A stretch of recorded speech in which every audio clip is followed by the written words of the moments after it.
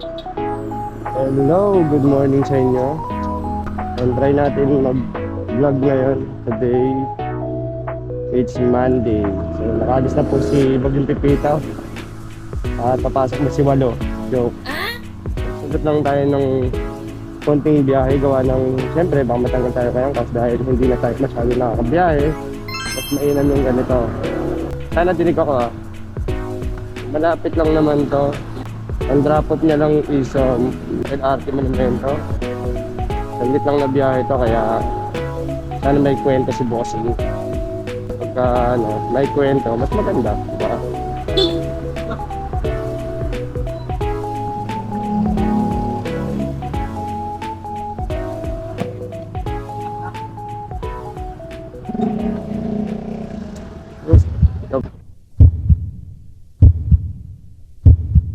Ay, boss! Diyan ka na pala. Sorry. Wait lang, sir, ha? Gulat ako sa inyo, sir. Eto, sir.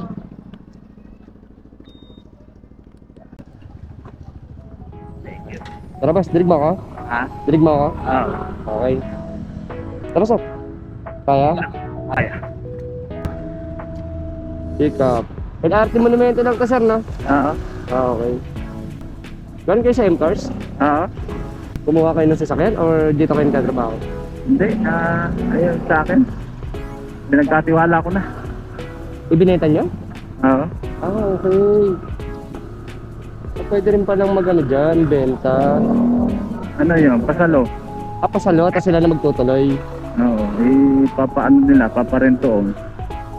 Anong dating ginagawa yung sasakyan? Or ano? Malakas kayo dati sir, Ay, noon. Pero ngayon ano? Sa dami na. Sa bagay. Hindi tulad dati. Pero ang alam ko, ang patok na patok yata ngayon, si Baba na rin. mababa na rin. Ang pair ba ng saka ng same lang ba? Or Hindi, mas mataas ang okay. problema lang. Hindi siya pwede mag-double booking. Hindi katulad ng multi. Okay. Kaya lang kagandahan lang to, hindi medyo malakas ang mataas ang bigayan. Pero dapat, meron pa rin kumbaga parang may choices pa rin. May mga siya na pwede siya magkaroon ng kasabay. Oo. Hindi, ang ginagawa ko doon, Okay. mga lang, mahina na. Talagang hindi kaya pag pag doon lahat kukunin, hindi kaya. Pero nakakamagkano kayo sa isang araw? Kayo ang nagda-drive or Oo. okay. Pinakamababa dyan ang mga 1.5. Labas na lahat, gasolina. Labas ng gasolina kaso nandun pa yung hulog. Oo nga pala. Kaya lang pag naman sinuswerte, naabot ng 4.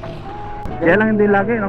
Ngayon, napaka-traffic tapos napakarami na ng kesa malas pag ba yung stock yan. Pero ngayon, after yung ano na yung next na target nyo? Balik sa OFW tayo niyan. Okay. Mag-ibang bansa. Ulit ba? Ulit. Okay. Anong bansa, sir? Dati na ako sa Saudi. Balik ako doon sa trabaho ko. May pamilya ka rin, sir? Oo. May anak din?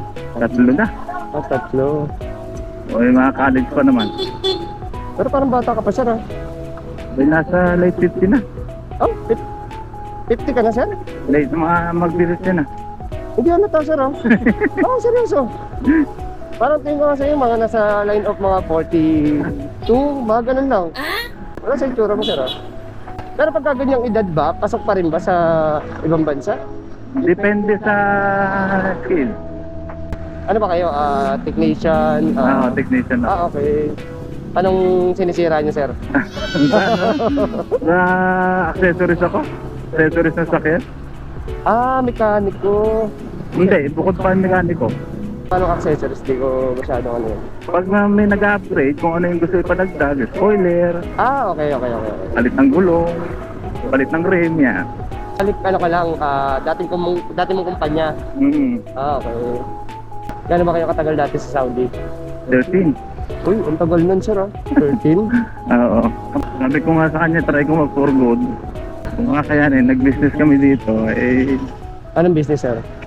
Kumuha nga ako ng para sa tracking, tapos apoy. Okay. manok, mga...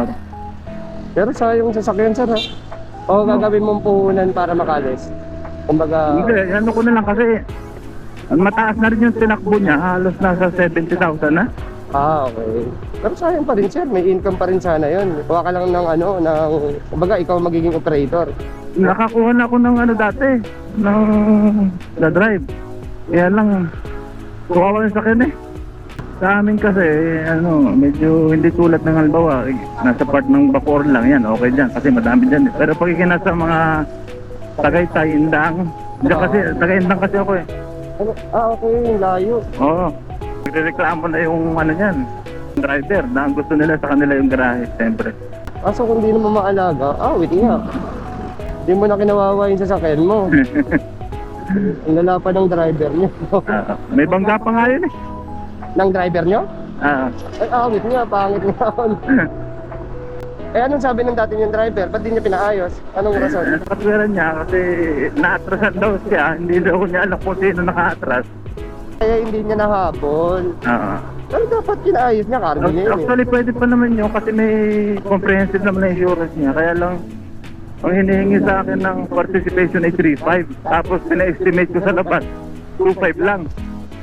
Malaki pa akong participation, wag na. Kumita pa sila. 1,000 rin yun. Saka ibang datong ko sa mababang unit. Kukuha kayo ng isa pang L3. Hindi, baka sedan naman. Sedan. Gagamitin ng anak ko. Sir, ba't di na lang kayo nag-ano? Malakas ang Malakas ang hirap kumanap ng slot ngayon. Kung bibili ka ng sasakyan, kailangan ang dami siyang ang dami niyang tawag doon, Dami niya requirements.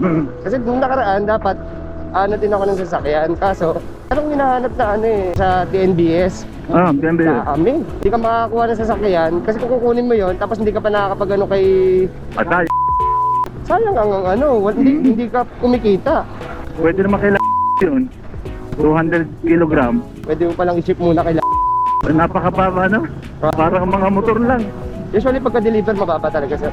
Pero pagka tao ang sakay mo, iba.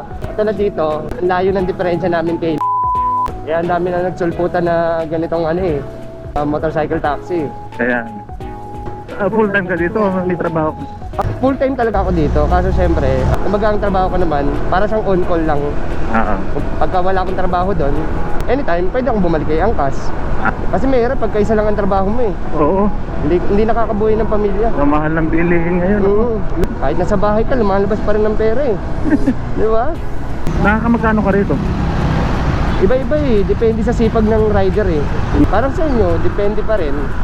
Hindi siya usually fix. Depende pa rin talaga sa sipag. Pero syempre, ilalabas mo pa yung gasolina mo dun. Kaya nga. Yun yung medyo mabigat yung gasolina eh. Binakausap akong rider dati. Sabi niya, hirap sir lumaban ng parehas dito sa atin. Totoo sir. Uwi ka pa ng Cavite nito sir. Cavite ako.